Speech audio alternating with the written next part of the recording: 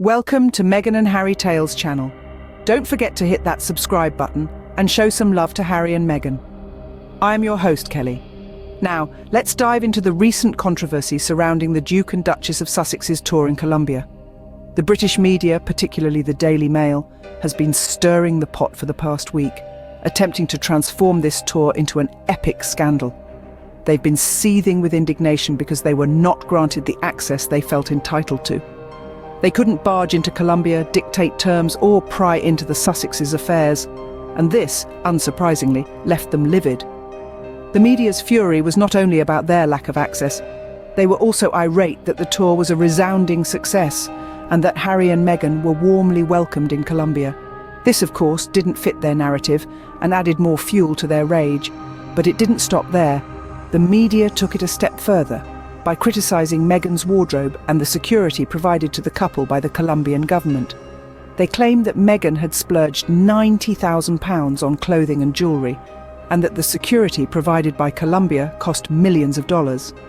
Now, this is what happens when the British media starts barking up the wrong tree.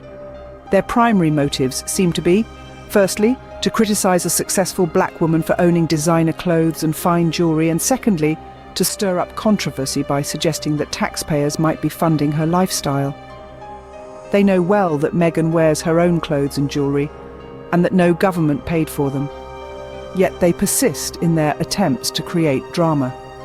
As for the security costs, it's worth noting that Francia Marquez, who accompanied the Sussexes for 4 days, already has her own government security. It's likely that the government merely added personnel to her existing security detail to ensure the Sussexes' safety.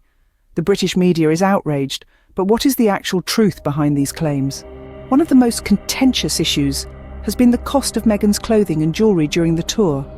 The uproar has been loud and, quite frankly, filled with a disturbing mix of racial and sexist undertones.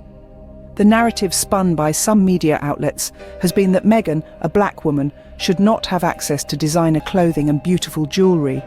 They've questioned if the taxpayers are footing the bill for her to live such a luxurious lifestyle. Let's break this down, shall we?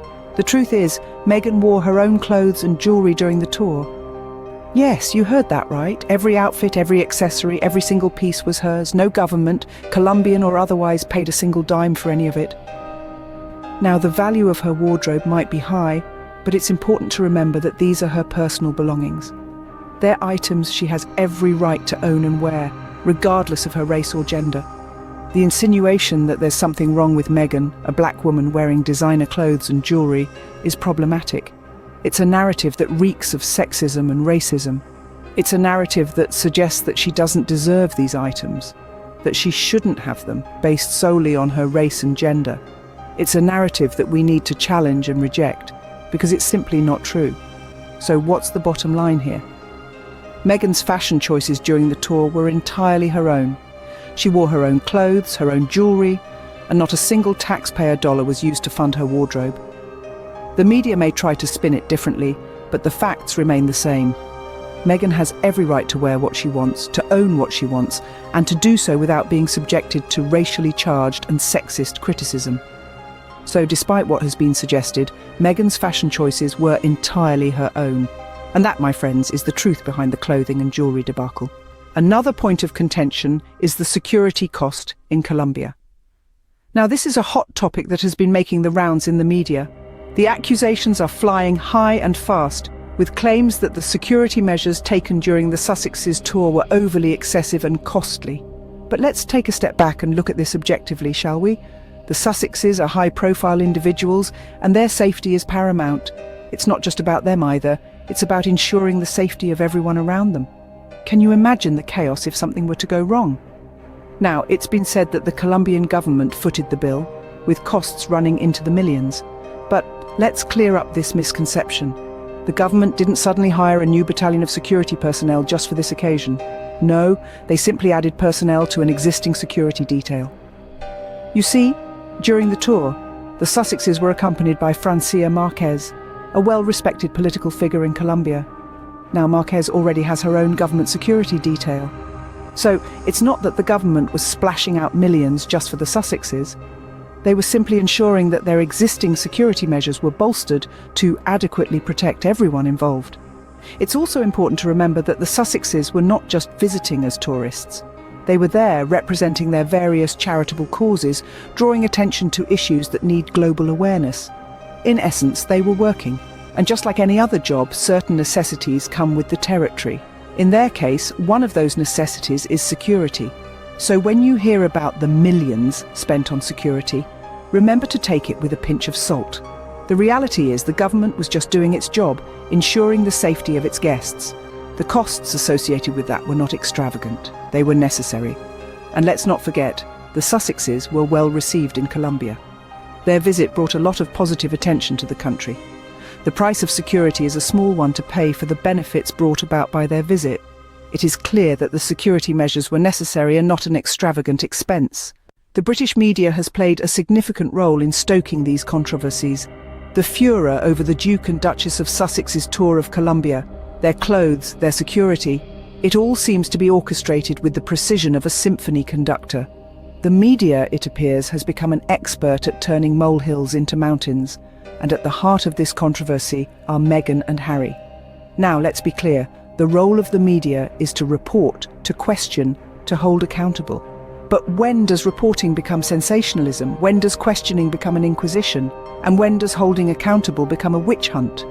The British media's coverage of the Sussexes often blurs these lines, creating a hostile environment that feeds controversy and drama.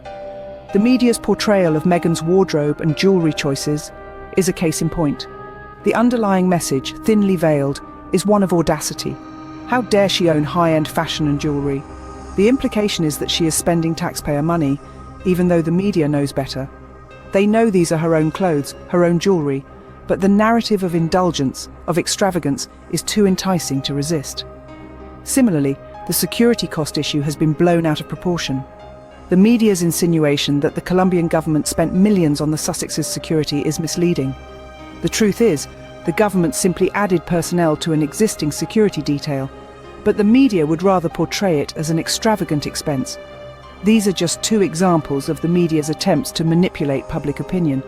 By creating a narrative steeped in controversy and drama, they keep the spotlight firmly on the Sussexes, often at the expense of the truth. And why? Because controversy sells. Because drama keeps viewers hooked. Because a quiet, uneventful tour doesn't make for good headlines. The media's role in this controversy is a telling example of their problematic approach to the Sussexes. It's a media circus, with Meghan and Harry at the centre, and the media as the ringmaster, whipping up a frenzy at every turn. In the midst of this media frenzy, what is the actual truth behind the Sussexes' Colombian tour? If we sift through the smoke and mirrors set up by the tabloids, we find a very different narrative. The Duke and Duchess of Sussex's tour of Colombia was, in fact, a resounding success.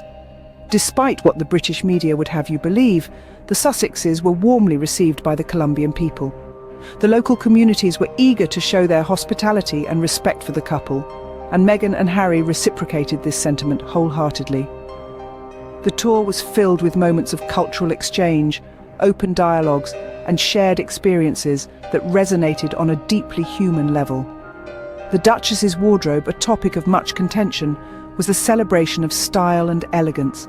Her outfits were not a drain on Colombian coffers, but a personal expression of her taste. Her jewellery and clothes were her own, not sponsored or funded by any government. The British media's attempts to paint the Duchess's wardrobe as a taxpayer burden are not only baseless, but also deeply rooted in prejudice and bias. As for the security costs, it's important to remember that ensuring the safety of visiting dignitaries is a standard practice worldwide. Francia Marquez, who accompanied the Sussexes, already had her government security detail. The Colombian government simply strengthened this existing detail for the duration of the Sussexes' visit. This is not an extravagance, but a necessary measure to ensure the safety of all involved. In conclusion, the Sussexes' Colombian tour was not the scandal-ridden spectacle the British media attempted to portray. It was a successful diplomatic visit that strengthened bonds between nations and individuals alike. A tour that celebrated culture, diversity and unity. A tour that was, in essence, an embodiment of the spirit of Meghan and Harry themselves. So, Despite the media's attempts to create a scandal, the Sussex's Colombian tour was a success. Thank you everyone for watching the video. Show some love by subscribing and sharing the video. Remember to leave a comment. Thank you. I am your loyal host, Kelly.